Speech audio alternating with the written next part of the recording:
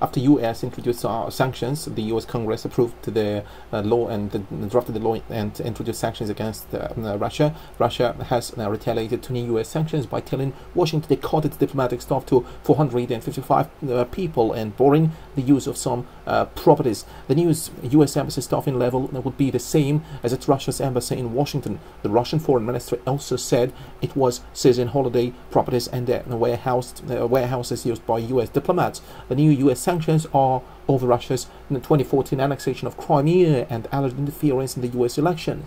And this is really bullshit. And Putin has even quipped. Russia's President Vladimir Putin has said, the BBC Now reports, just how look here, Americans must stop their hysteria about the alleged Russian deal with the U.S. President Donald Trump. This is simply some kind of hysteria you can't seem to stop. Do we need to give you a tablet? He said in a debate at the St. Petersburg Economic Forum. A U.S. journalist had asked him if Russia had reached a secret deal with Mr. Trump to soften U.S. sanctions on Russia. Mr. Putin again denied Russian meddling in the sanctions that Mr. Putin won. The allegations of Russian interference in the presidential election were harmful chatter and detrimental to the international relations, security, and the fight against terrorism. He said this tit for tat will run even 50 years longer. You know, it will never stop. This is kind of the ping pong. It's really bullshit. This is an attempt to resolve domestic political issues by using foreign policy instruments. He said it's easier to say we are not to blame. The Russians are to blame. They are interfered in our elections, and we are good. This reminds me of anti-Semitism. The Jews are blamed for everything, said Putin. The intelligence agencies say the hacking of the U.S. Democrats last year bore the hallmark of the Russian state security services.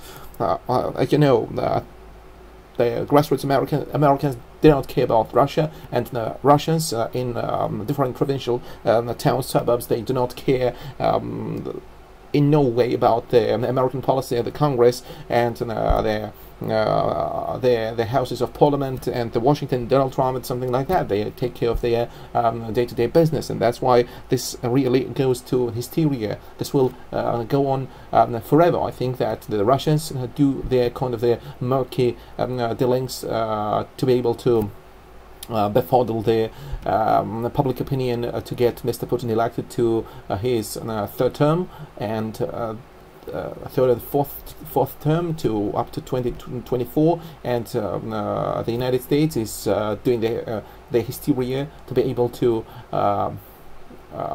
draw the kind of the fuzzy cloud over their voters and to run the hysteria to make people crazy. This should be stopped. No people should believe to these things that are happening over the media with Mr. Trump, with the Kremlin. This is all really big bullshit. You know, dog bollocks, baloney.